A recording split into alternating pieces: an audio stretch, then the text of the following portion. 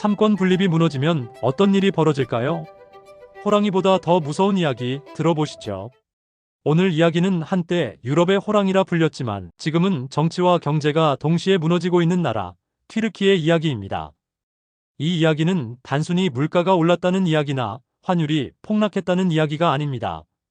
이것은 한 나라에서 삼권 분립이 무너질 때 그 결과가 얼마나 빠르고 치명적으로 경제로 이어지는지를 보여주는 생생한 사례입니다. 많은 분들이 이렇게 묻습니다. 튀르키예는 원래부터 이런 나라였나요? 아닙니다. 오히려 정반대였습니다. 튀르키예는 한때 개발도상국에서 선진국 문턱까지 가장 빠르게 달려가던 나라였습니다. 지금의 모습만 보고는 상상하기 어렵지만 2000년대 초반의 튀르키예는 전 세계 투자자들이 주목하던 성공 사례였습니다. 그 출발점은 2002년입니다. 그해 레제프 타이이프 에르도안과 그가 이끄는 정의개발당 AKP가 집권합니다. 당시 튀르키예의 상황은 참혹했습니다. 1990년대 내내 이어진 연립정부 체제는 아무 결정도 내리지 못했고 정치는 부패했고 군부는 여전히 그림자처럼 권력 위에 군림하고 있었습니다. 결정타는 2001년 금융위기였습니다. 은행들이 무너졌고 리라화 가치는 폭락했으며 국가는 사실상 부도 직전까지 몰렸습니다. 실업자는 거리로 쏟아져 나왔고 중산층은 하루아침에 빈곤층으로 떨어졌습니다. 국민들은 지쳤습니다. 그리고 강력한 변화를 원했습니다. 바로 그 지점에서 에르도안이 등장합니다. 에르도안은 기존 정치인들과 달랐습니다. 군부 출신도 아니었고 기득권 엘리트도 아니었습니다. 그는 정치가 아니라 경제부터 살리겠다고 말했습니다. 그리고 실제로 그렇게 했습니다. 에르도안 정부는 집권 직후 매우 위험하지만 분명한 선택을 합니다. IMF의 처방을 전면 수용하겠다는 결정이었습니다. 많은 정치인들이 IMF를 국가 주권을 침해하는 존재라고 비난하던 시기였습니다. 하지만 에르도안은 달랐습니다. 그는 인기 없는 개혁을 감수하겠다고 선언합니다. 재정 지출을 통제하고 국영 기업을 민영화하고 금융 시스템을 정비합니다. 그리고 부패 척결을 최우선 과제로 내세웁니다. 이 과정에서 당연히 반발이 터져나옵니다. 노조가 크게 반대합니다. 기득권 세력이 저항합니다. 그러나 정부는 물러서지 않습니다. 결과는 빠르게 나타납니다. 2002년부터 2007년까지 튀르키예 경제는 연평균 7%가 넘는 성장률을 기록합니다. 이는 유럽은 물론 전 세계에서도 손꼽히는 고속 성장입니다. 사람들의 삶이 실제로 달라지기 시작합니다. 소득이 늘고 소비가 살아나고 중산층이 두터워집니다. 이스탄불은 다시 활기를 찾습니다. 외국 자본이 몰려들고 글로벌 기업들이 진출합니다. 2008년 글로벌 금융위기가 터졌을 때도 튀르키예는 완전히 무너지지 않습니다. 잠시 흔들리기는 했지만 회복 속도는 놀라웠습니다. 2010년 성장률 8.8%, 2011년 성장률 9.2%. 이 시기 튀르키예는 공식적으로 유럽의 호랑이라는 별명을 얻습니다. 국민들은 말합니다. 우리는 이제 다르다. 우리는 더 이상 후진국이 아니다. 당시 에르도안의 이미지는 거의 완벽에 가까웠습니다. 부패를 청산한 개혁가, 군부 정치의 시대를 끝낸 지도자, EU 가입을 추진하는 민주주의자. 실제로 이 시기 튀르키예는 노동법을 강화했고 종교, 민족 차별을 줄이려는 개혁도 병행했습니다. 빈부격차는 완화됐고 중산층은 확대됐습니다. 이 시기만 놓고 보면 에르도안은 성공한 지도자였습니다. 그러나 문제는 바로 이 성공이었습니다. 성공은 질문을 바꿉니다. 우리가 왜 이렇게 잘 나가고 있는가? 에르도안은 점점 이렇게 생각하기 시작합니다. 강력한 리더십 덕분이다. 결정이 빠르기 때문이다. 그리고 또 하나의 생각이 자리 잡습니다. 그렇다면 왜 권력을 나눠야 하는가? 이 질문이 바로 튀르키예 비극의 출발점이었습니다. 교만 필패, 성공은 오만을 낳았고 오만은 민심을 돌아서게 했다. 2000년대 중반 튀르키예는 누구도 부정할 수 없는 성공 국가였습니다. 경제는 성장했고 외국 자본은 몰려들었으며 국민들의 삶은 실제로 나아지고 있었습니다. 이 시기 에르도안은 선거에서 연전연승을 거두며 압도적인 지지를 받습니다. 정권은 안정됐고 권력은 공고해졌습니다. 문제는 바로 이 지점에서 시작됩니다. 정치는 성과를 낼수록 더 많은 권력을 요구하기 시작합니다. 그리고 권력이 커질수록 견제는 불편해집니다. 에르도안은 점점 이렇게 말하기 시작합니다. 우리가 빠르게 성장할 수 있었던 이유는 강력한 리더십 때문이다. 의회와 사법부, 언론의 비판은 성장의 발목을 잡는다. 이때부터 튀르키예 정치의 방향은 미묘하게 바뀌기 시작합니다. 초기 에르도안 정부는 세속주의를 전면 부정하지 않았습니다. 오히려 종교의 자유 확대라는 표현을 사용했습니다. 그러나 그 말의 실제 의미는 달랐습니다. 세속주의의 후퇴는 점진적으로 진행됩니다. 종교 교육이 확대됩니다. 이슬람적 가치가 공공 영역에 스며들기 시작합니다. 이 과정에서 가장 먼저 압박을 받는 것은 언론입니다. 비판적인 언론은 세무조사를 받습니다. 정부의 비판적인 기자들은 해고됩니다. 아직은 노골적인 탄압이 아니었지만 분위기는 분명히 달라지고 있었습니다. 이러한 변화에 대한 불만은 사회 곳곳에 쌓여갔습니다. 그러나 그것이 폭발할 것이라고 예상한 사람은 많지 않았습니다. 2013년 봄, 이스탄불 게지 공원에서 시작된 시위는 처음에는 매우 작은 규모였습니다. 정부가 도심의 작은 녹지를 철거하고 쇼핑몰과 고급 아파트를 짓겠다고 발표했기 때문입니다. 이스탄불은 대도시로 녹지가 귀합니다. 게지 공원은 시민들에게 상징적인 공간이었습니다. 환경운동가들이 공원에 텐트를 치고 농성을 시작합니다. 하지만 조용한 시위였습니다. 정치 구호도 거의 없었습니다. 하지만 2013년 5월 30일 새벽 상황은 완전히 달라집니다. 경찰이 공원에 진입하고 최루탄과 곤봉이 사용되었고 잠자고 있던 시위대가 강제로 끌려 나옵니다. 이 장면은 스마트폰으로 촬영되어 SNS를 통해 순식간에 퍼져나갑니다. 사람들은 분노합니다.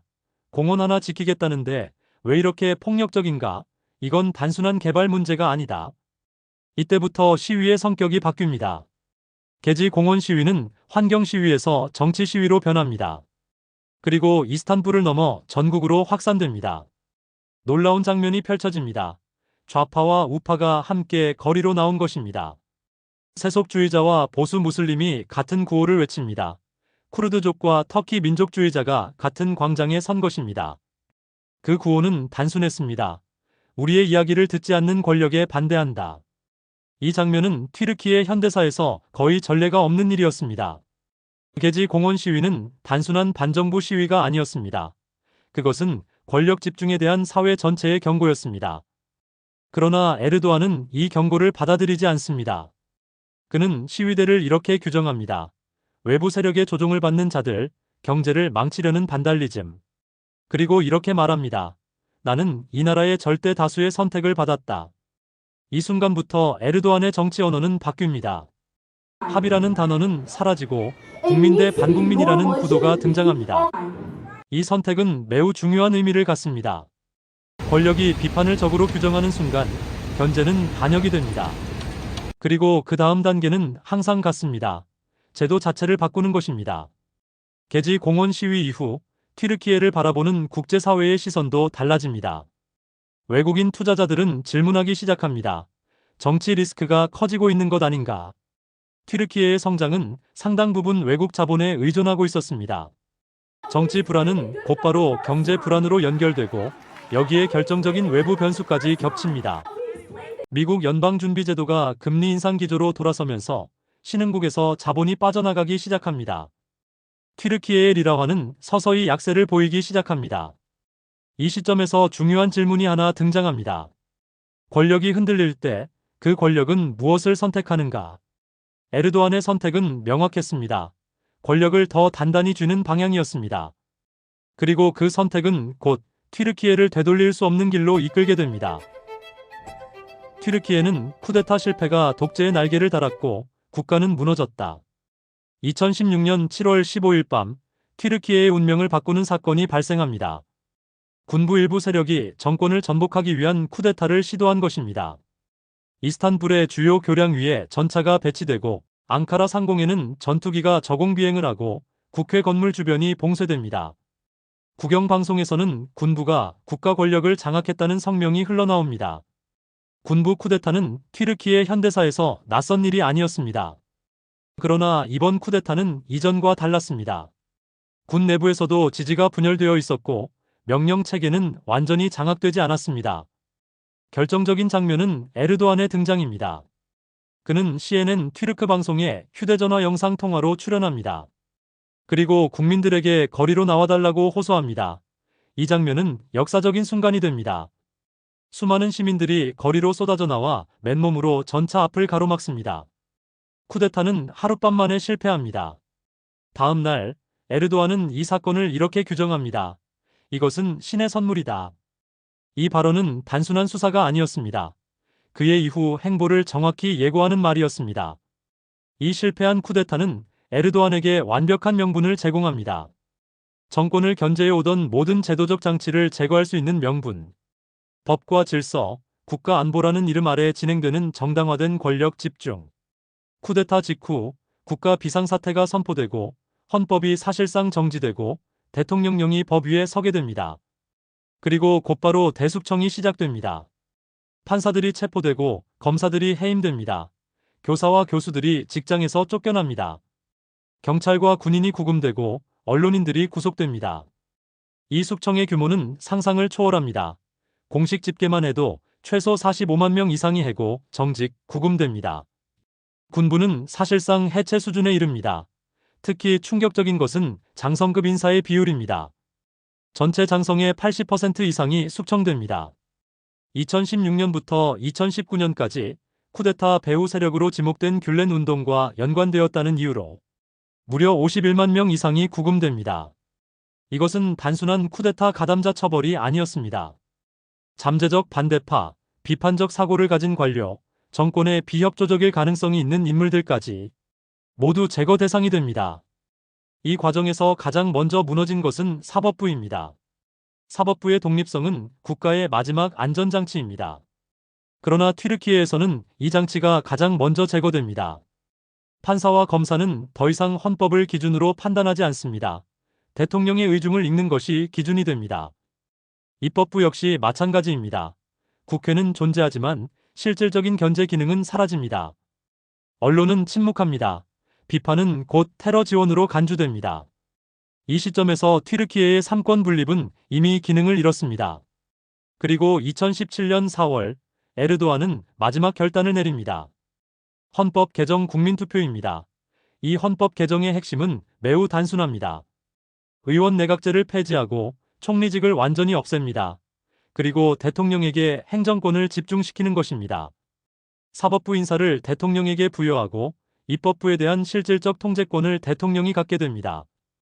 즉, 삼권 분립 구조를 제도적으로 해체하는 개헌이었습니다. 이 국민투표는 정상적인 민주주의 환경에서 치러지지 않았습니다. 국가는 비상사태 상태였고 언론은 통제돼 있었으며 반대 진영의 집회는 제한됐습니다. 그럼에도 결과는 근소한 차이였습니다. 찬성 51.4%, 반대 48.6%, 불과 몇십만 표 차이였습니다. 투표 과정에서는 심각한 논란이 발생합니다. 법적으로 무효가 되어야 할 도장 없는 투표지 약 150만 장이 유효표로 인정됩니다. 국제참관단은 즉각 문제를 제기합니다. 유럽안보협력기구는 공정한 선거라고 보기 어렵다고 발표합니다. 그러나 결과는 번복되지 않습니다. 이 순간 튀르키예의 정치 체제는 근본적으로 바뀝니다. 대통령은 행정부의 수장이 됩니다. 대통령은 사법부 인사에 결정적인 영향력을 갖습니다. 대통령은 의회를 사실상 무력화합니다. 삼권 분립은 헌법 조문 속에만 남습니다. 그리고 이 변화는 곧바로 경제에 영향을 미치기 시작합니다. 많은 사람들이 이렇게 생각합니다. 정치는 정치고 경제는 경제 아닌가. 그러나 삼권 분립이 무너진 국가에서는 이 둘이 분리되지 않습니다. 권력이 집중되면 정책은 수정되지 않습니다. 잘못된 정책도 멈추지 않습니다. 이제 튀르키예는 그 단계로 들어갑니다. 독단증망, 홀로 판단하면 반드시 망한다.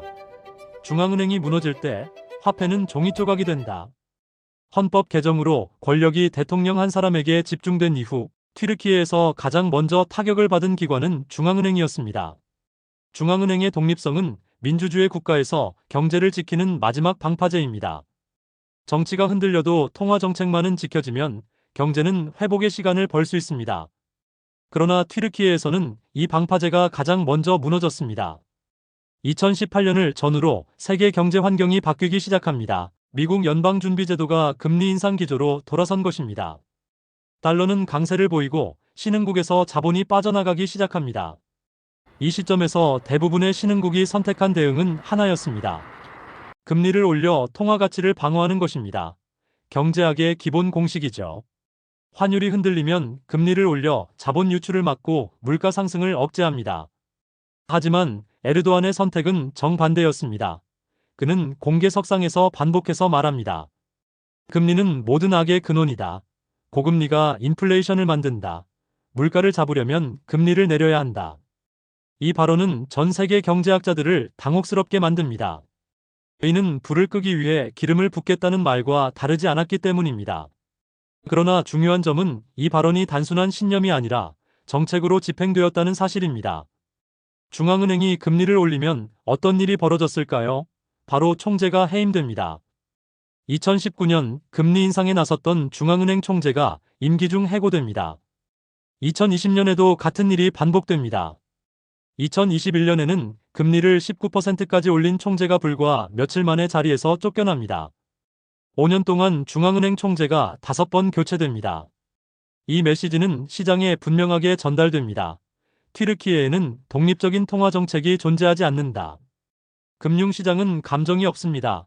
신호가 오면 즉각 반응합니다. 리라화는 급격히 약세를 보이기 시작합니다. 2012년 1달러는 1.8리라였습니다. 2015년에는 3리라를 넘습니다. 2018년에는 7리라를 돌파합니다. 2021년에는 13리라를 넘어섭니다. 그리고 지금은 40리라를 훌쩍 넘습니다. 12년 만에 화폐 가치의 98% 가까이가 사라진 것입니다. 환율 폭락은 곧바로 물가 폭등으로 이어집니다. 튀르키예는 에너지와 원자재 수입 의존도가 높은 나라입니다. 리라화가 떨어질수록 모든 수입품 가격이 오릅니다. 식료품 가격이 급등하고 전기와 가스 요금이 치솟고 주거비 부담이 폭증합니다. 정부는 말합니다. 성장에는 대가가 따른다. 그러나 국민들의 체감은 전혀 달랐습니다. 2022년 공식 소비자 물가 상승률은 80%를 넘어섭니다. 이는 전 세계 주요 경제국 중 가장 높은 수준입니다. 정부는 이후 물가 상승률이 안정되고 있다고 발표합니다. 그러나 독립연구기관들이 발표하는 체감 물가는 전혀 다른 수치를 보여줍니다. 공식 통계와 현실의 괴리는 점점 커지면서 사람들은 더 이상 통계 숫자를 믿지 않습니다. 이 지점에서 중요한 사실이 하나 있습니다. 만약 사법부와 의회가 정상적으로 기능했다면 이 정책은 중단됐을 것입니다. 중앙은행 총재를 이렇게 자주 해고하는 일은 청문회 대상이 되었을 것입니다. 국회는 책임을 물었을 것이고 사법부는 위헌 여부를 판단했을 것입니다. 그러나 튀르키예에는 더 이상 그런 장치가 존재하지 않았습니다. 삼권 분립이 무너진 국가에서 잘못된 정책은 수정되지 않습니다. 오히려 반복되고 강화됩니다. 에르도안 경제학은 단순한 이론이 아니었습니다. 그것은 권력 구조의 산물이었습니다. 금리를 낮게 유지하면 단기적으로 대출이 늘어납니다. 건설 경기가 살아나는 것처럼 보이고 소비가 늘어난 것처럼 보입니다. 이 모든 것은 선거에 유리합니다. 에르도안의 핵심 지지 기반은 건설업자와 중소자영업자입니다.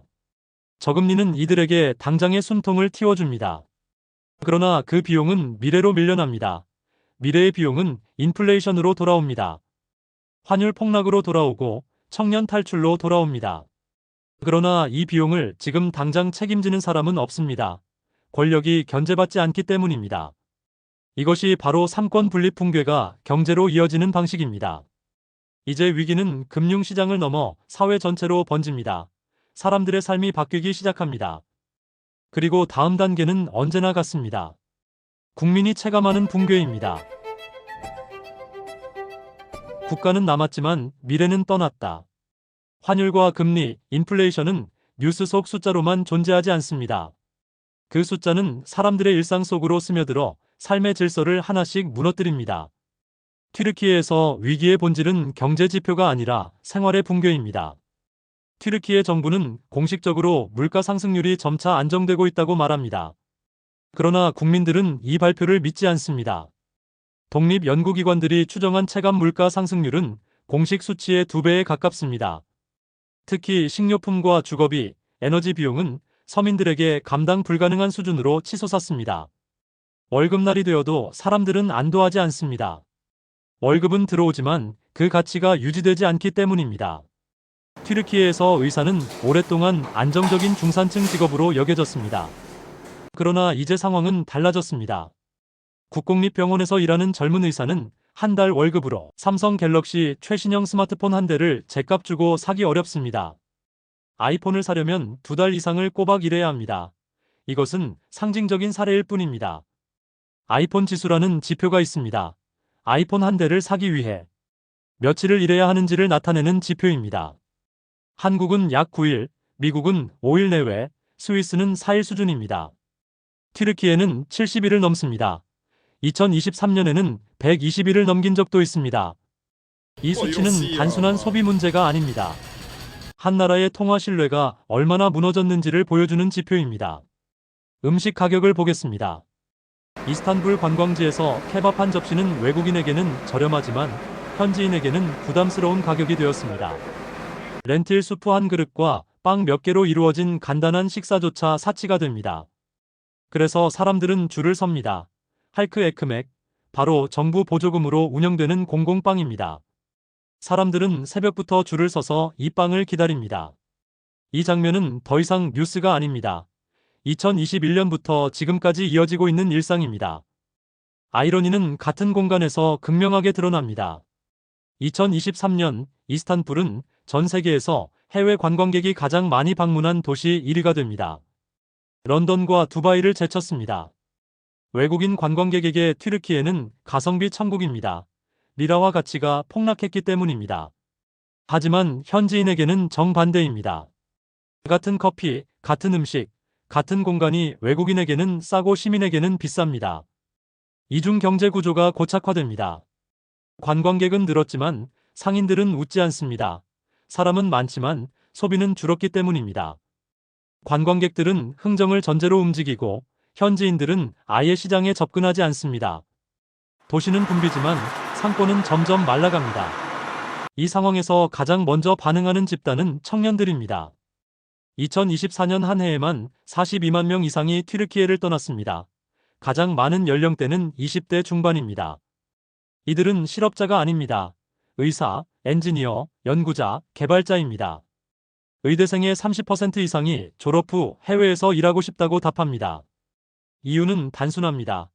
낮은 임금, 과도한 노동 강도, 병원 내 폭력, 그리고 미래에 대한 불안입니다. 이것은 두뇌 유출입니다. 국가의 미래가 빠져나가는 현상입니다. 정치적 긴장은 이 모든 문제를 더 악화시킵니다. 2025년 이스탄불 시장 에크렘 이마모올루의 대학 졸업장이 돌연 취소됩니다. 이 조치는 단순한 학력 논란이 아니라 그의 정치적 생명을 겨냥한 결정으로 해석됩니다. 튀르키예 헌법에 따르면 대통령 후보가 되기 위해서는 반드시 정규 대학 학위를 소지해야 합니다. 즉, 졸업장이 무효가 되면 대통령 선거 출마 자격 자체가 사라집니다. 문제가 된 것은 이마모올루가 약 35년 전인 1990년대 초반에 있었던 대학 편입 과정이었습니다. 그는 당시 부키프로스의 한 대학에서 이스탄불 대학교로 편입해 학위를 취득했습니다. 2025년 3월 이스탄불 대학교는 돌연 성명을 발표합니다. 당시 편입 과정에 절차적 하자가 있었다는 이유로 학위가 무효라는 판단을 내린 것입니다. 학교 측의 공식 설명은 이렇습니다. 편입 당시 학점 인정 절차가 현재 기준에서 볼 때 충분히 명확하지 않았고 행정적 승인 과정에 문제가 있었다는 주장입니다. 그러나 이 결정에는 즉각적인 의문이 제기됩니다. 첫째, 문제 3은 편입은 30년이 훌쩍 지난 과거의 행정 절차였습니다. 그동안 해당 학위는 단 한 번도 문제 제기 없이 유효하게 인정되어 왔습니다. 둘째, 이마모올루는 그 학위를 바탕으로 공직에 출마했고 이미 여러 차례 선거를 치르며 공적 검증을 거쳤습니다. 셋째, 동일하거나 유사한 편입 사례를 가진 다른 정치인이나 인물들에 대해서는 전혀 같은 조치가 내려지지 않았습니다. 이 때문에 야당과 시민사회는 이 결정을 이렇게 규정합니다. 학력 검증이 아니라 정치적 제거다. 특히 이 조치가 내려진 시점은 매우 상징적이었습니다. 이마모올루는 차기 대선에서 에르도안의 가장 강력한 대항마로 거론되고 있던 상황이었기 때문입니다. 여론조사에서 그는 에르도안과의 가상 대결에서 접전을 벌이거나 앞선다는 결과가 반복적으로 나오고 있었습니다. 졸업장 취소는 그 가능성을 법적으로 차단하는 가장 확실한 방법이었습니다. 야당은 즉각 반발합니다. 35년 된 행정 절차를 문제 삼아 학위를 박탈하는 나라는 없다. 이것은 사법도 행정도 아닌 정치다. 국제 언론 역시 이 사안을 주목합니다. 다수의 외신은 이 결정을 선거를 앞둔 야권 유력 후보의 출마 자격을 박탈하기 위한 조치로 해석했습니다. 정부는 정치적 의도를 강하게 부인합니다. 이것은 순수한 행정 판단이며 법과 절차에 따른 결정이라고 주장합니다. 그러나 비판자들은 이렇게 반문합니다. 그렇다면 왜 하필 지금인가? 이 질문에 대한 명확한 답은 나오지 않았습니다. 결국 이마모올루의 졸업장 취소는 단순한 학력 논란을 넘어 튀르키예에서 사법과 행정이 정치, 권력과 얼마나 밀접하게 얽혀 있는지를 보여주는 상징적 사건이 됩니다. 그리고 이 조치는 그의 체포로 이어지는 다음 단계의 서막이 됩니다. 검찰은 이마모올루에게 징역 2430년을 구형합니다. 이 사건은 국민들에게 분명한 메시지를 줍니다. 정치는 더 이상 경쟁의 영역이 아니라는 메시지입니다. 이 사건 이후 전국적인 시위가 터집니다. 2013년 개지공원 시위 이후 최대 규모입니다.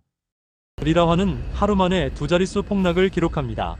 정치 리스크가 곧바로 환율 리스크로 연결됩니다. 정부는 달러를 풀어 환율을 방어했으나 중앙은행의 외환 보유고는 빠르게 줄어듭니다.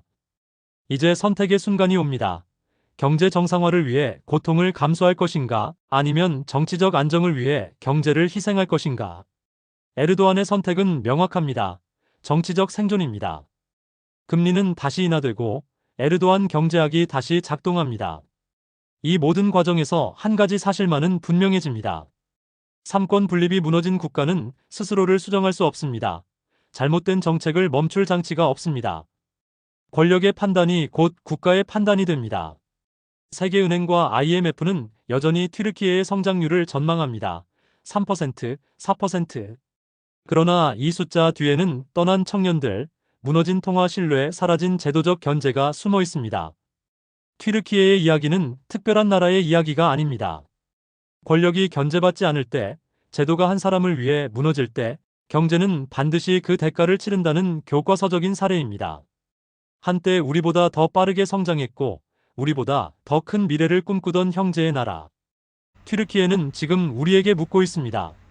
삼권 분립을 포기한 대가로 우리는 무엇을 얻게 되는가? 오늘 준비한 삼권 분립이 무너지면 일어나는 일, 튀르키예 이야기는 여기까지입니다. 시청해주셔서 감사합니다. 오늘의 이야기가 마음에 와 닿았다면 구독과 좋아요, 알림 설정 부탁드립니다. 여러분의 응원이 더 좋은 이야기로 보답할 수 있는 힘이 됩니다. 감사합니다.